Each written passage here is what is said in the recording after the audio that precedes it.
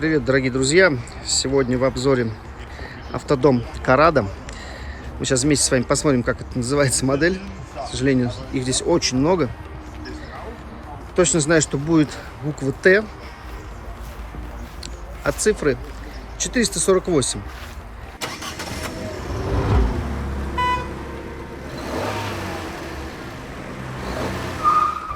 Сложно понять их обозначение, потому что в Адре и в Хюмере обычно индекс обозначает длину автодома, не более, не менее. То есть немножко отличается.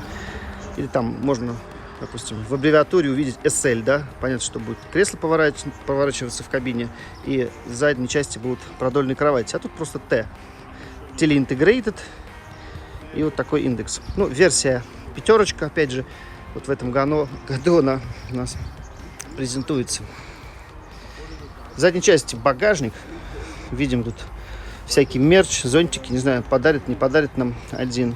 Видно, что в большом кофре, может быть, палатка лежит какая-нибудь. Или, может быть, тоже рекламные какие-нибудь материалы. В общем, багажная дверь справа большая, с той стороны поменьше. Ну, пойдемте внутрь. Потому что, ну что вам показывает? Здесь подключение к 220 вольт, здесь туалетная кассета на 20 литров. Дверь с одним замком. Обычно бывает два. Тут вот один. Все просто и понятно. Опустили ступеньку и заходим. Антимоскитная сетка. Разуться можно здесь. Кнопки, кстати. Это включение света, кстати. Ну, пускай горит. Что.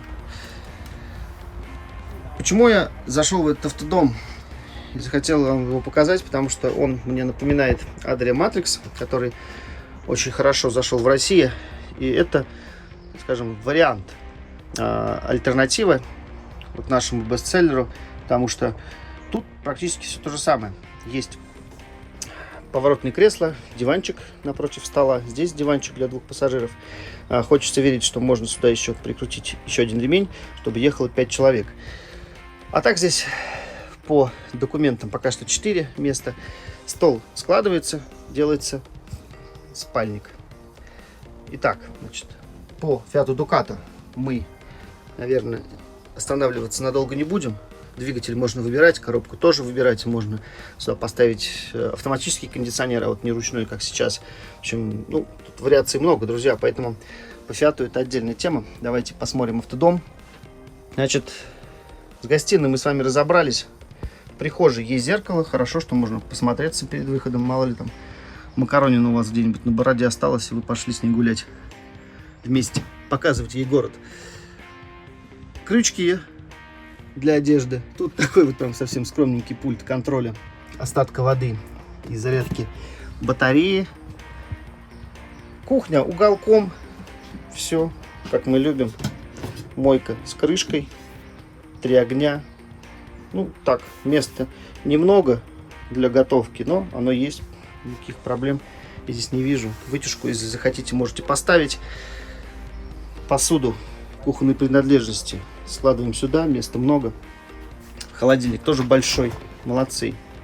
Не мелочаться, ставить нормальный двухкамерный Тедфорд, а вот, знаете, не эти узкие. Тут это поинтереснее, мне кажется. Итак, значит, вот душевая. У Матрикса чаще всего бывает все-таки немножко отдельная душевая. Если не совсем прям отдельная, по другому борту идет, да, на той стороне, то здесь, вот смотрите, какая трансформация. В принципе, места хватает, чтобы зайти сюда, там, умыться, воспользоваться туалетом, все в порядке. Вопрос с душем, да, вот в таком положении, ну, как-то странно, да, все это будет литься. Но легким движением руки мы стеночку сюда поворачиваем и получаем душевую кабину. Видите, даже открылся нашему взору отдельный смеситель и душевая лейка. Все это можно здесь теперь поливать водой обильно, если у вас ее много. Эта панель, кстати, как раз закрывает еще и вот эту сторону вот здесь, чтобы не лилось вот на этот пластик. В общем, по душевой вопросов нет. Единственное, что как бы все такое пластиковое, может быть, будет грохотать в движении, но вряд ли вы это услышите. Ну, в общем, пластик и пластик, ничего не поделаешь. Хороший долговечный материал. В задней части у нас большая спальня. Здесь можно спать вдвоем, втроем, вчетвером. В общем, в зависимости от ваших пристрастий можете здесь устраивать, что хотите. В общем, достаточно просто отодвинуть вот эту панельку, пуфик сюда положить и укладываться так, как вам сегодня хочется этой ночью. Полки для личных вещей. Здесь еще по бокам пошли полочки. Ну, что-то такое можно поставить на стоянке, чтобы оно потом не падало. Фонарики, давайте я посмотрю здесь. Они у нас 12-вольтовые, понятно. Но я хотел бы здесь увидеть USB-розетку. Есть она, друзья, вот здесь. Вот, видите, справа просматривается. А то как же лечь и не поставиться на зарядку? Это уже в наше время просто нереально. Ну, не заснешь просто, ну и что. Все, друзья. Осталось только показать вам, как опускается кровать. Делается это просто. Вот одной рукой я тяну вниз. И все. Все. Вот он.